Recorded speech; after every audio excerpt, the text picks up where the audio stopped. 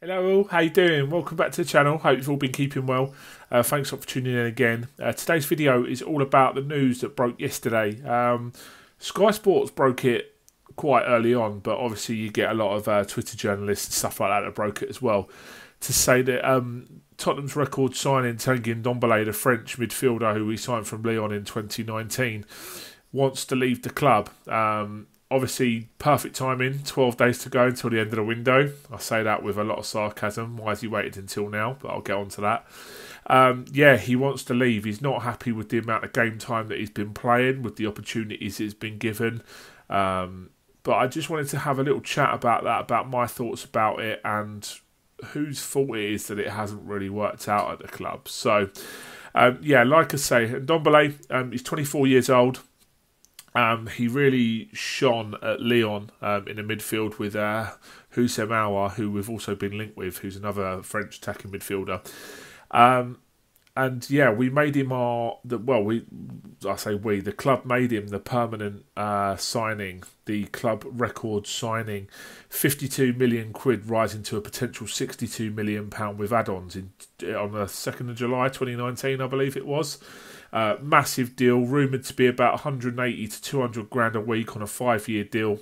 Obviously a very, very big contract for a club who had just lost the Champions League final.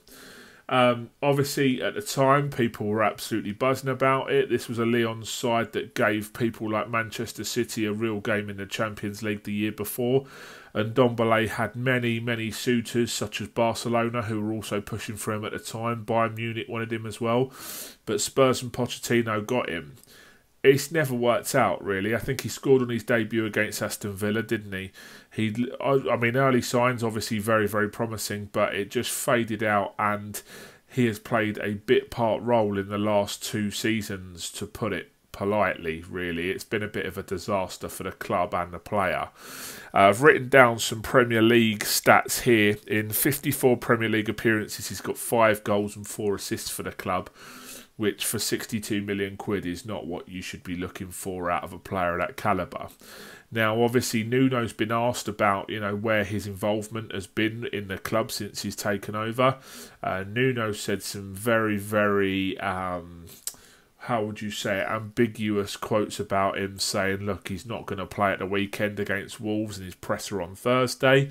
Reading between the lines, I think they've had a bit of a fallout because he didn't feature against Pacos de Ferreira in the Europa Conference League either. Obviously didn't get in the squad against City, so I think that there's something there that Nuno doesn't like. Now, if the rumours are true and his attitude and his work rate and his professionalism and his training isn't up to the standard that is expected of a Premier League 60 million quid midfielder, that's 4 managers in a row who don't seem to rate him at Spurs. Obviously, we have Pochettino, who, did start him at first, but he fell out of the side, replaced by Mourinho, who, got off to a very rocky start with him. If you remember in the All or Nothing documentary, he had really, really frosty talks with his representatives and himself to say, you need to up your game. He did. He played well for a matter of months, arguably his best stint in a Spurs shirt, but then fell out of favour again.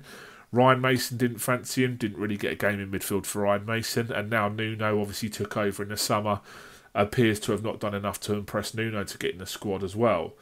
So what do we do with a massive, massive asset who, we signed him for 62 million 2 years ago? Do we try and recoup our money? Do we try and get a loan deal with a view to buy, like we have with Christian Romero off another team?